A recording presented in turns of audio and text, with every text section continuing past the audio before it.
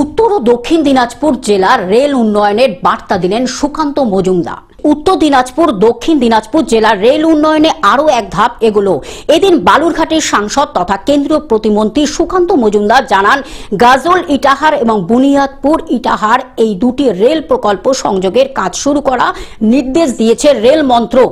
তিনি বলেন, এই দুটি রেল প্রকল্প দ্রুত বাস্তবায়নের অনুরোধ জানিয়েছিলাম রেলমন্ত্রী অশ্বিনী বৈষ্ণবকে।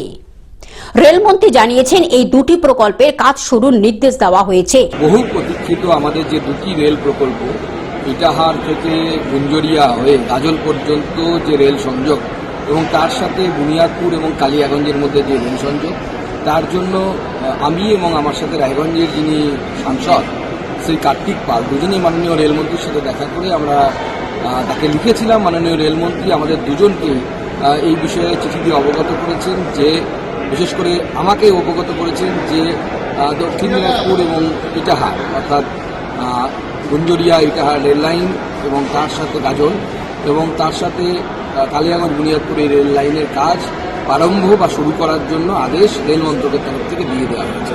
উত্তর ও দক্ষিণ দিনাজপুর থেকে জয়দীপ মৈত্রের রিপোর্ট, গ্লোব নিউজ। এখন থেকে গ্লোব টিভি দেখুন আপনার স্মার্টফোনেও। গুগল প্লে স্টোর অথবা অ্যাপল স্টোর থেকে ডাউনলোড করুন গ্লোব টিভি লাইভ অ্যাপ। এছাড়া জিও টিভি অ্যাপ থেকে দেখুন গ্লোব টিভি লাইভ।